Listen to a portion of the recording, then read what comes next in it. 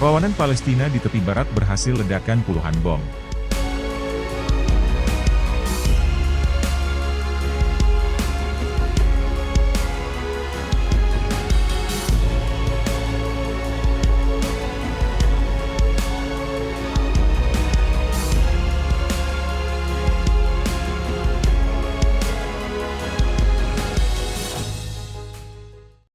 Gerakan perlawanan Palestina di tepi barat berhasil meledakkan puluhan bom yang mengenai sasaran pasukan penjajah Zionis Israel. Brigade Al-Quds, sayap militer Gerakan Jihad Islam melaporkan, para pejuangnya di Batalion Tubas melakukan 5 peledakan bom terhadap tentara penjajah Israel dan kendaraannya. Quds Press melaporkan, Ahad, 19. Gerakan tersebut menambahkan, para pejuangnya di Batalion Tulkarem juga berhasil melakukan 6 ledakan ID yang menewaskan dan melukai tentara penjajah Zionis Israel. Batalion Tulkar menyergap sekelompok pasukan tentara penjajah Zionis Israel yang turun dari kendaraan dan menewaskan seorang tentara dalam sebuah operasi penembak jitu, tambahnya. Batalion Jenin juga berhasil meledakkan lebih dari 15 ID, menewaskan dan melukai tentara Zionis Israel, dan menyergap tentara Israel dalam 3 penyergapan, salah satunya di sebuah kompleks. Kami telah memasuki tahap baru dalam pembuatan dan produksi ID, katanya, seraya menambahkan bahwa, musuh akan melihat dampaknya di lapangan. Rakyat kami telah menyadari pentingnya senjata dan formasi militer untuk mempertahankan tanah dan tempat-tempat suci kami, katanya.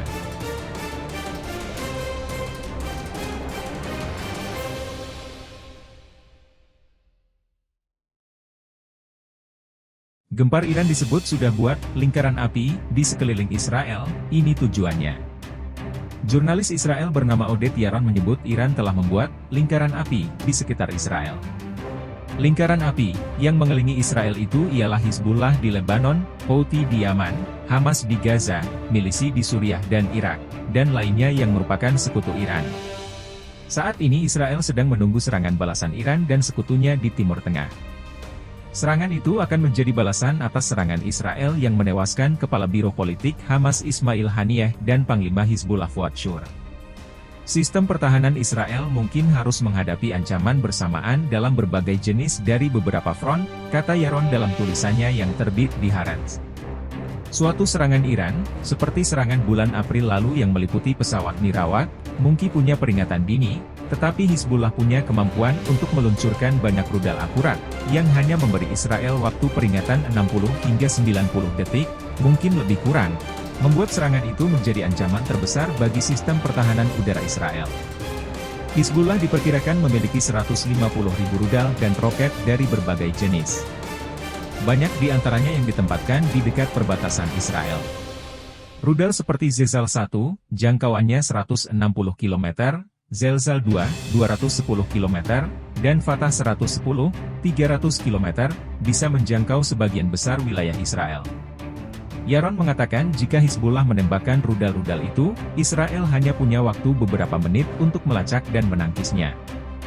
Video drone Hizbullah mengejutkan media Israel, berhasil merekam kota pelabuhan Haifa dengan detil dan dikhawatirkan mengancam keamanan Israel dalam jangka panjang.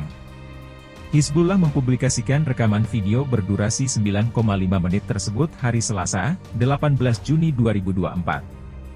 Video drone Hizbullah mengejutkan media Israel, berhasil merekam kota pelabuhan Haifa dengan detil dan dikhawatirkan mengancam keamanan Israel dalam jangka panjang. Hizbullah mempublikasikan rekaman video berdurasi 9,5 menit tersebut hari Selasa, 18 Juni 2024. Al-Mayadin. Hizbullah juga memiliki banyak pesawat nirawak. Senjata itu lebih akurat meskipun hanya bisa membawa bom berukuran lebih kecil. Salah satunya berjenis Shahed 129 yang bisa menjangkau seluruh wilayah Israel. Sejak perang di jalur Gaza meletus, Israel kesusahan menangkis pesawat itu. Sementara itu, Iran memiliki sejumlah senjata yang tidak dipunyai sekutunya di Timur Tengah. Sebagian besar senjata itu sudah digunakan dalam serangan pada bulan April lalu. Drone Shahed 12 dan Shahed 136 milik Iran memiliki jangkauan hingga lebih dari 2000 mil. Kedua drone ini memiliki kecepatan di bawah 200 km per jam sehingga bisa dilacak dan ditangkis beberapa jam sebelum mencapai Israel. Sekutu Iran lainnya, yakni Houthi di Yaman, memiliki rudal balistik seperti Haidar dan Tufan. Meski Hizbullah adalah ancaman terbesar, gabungan ancaman-ancaman itu, terutama jika dilancarkan secara bersama-sama untuk melawan Israel, akan menjadi tantangan besar bagi sistem pertahanan Israel, kata Yaron.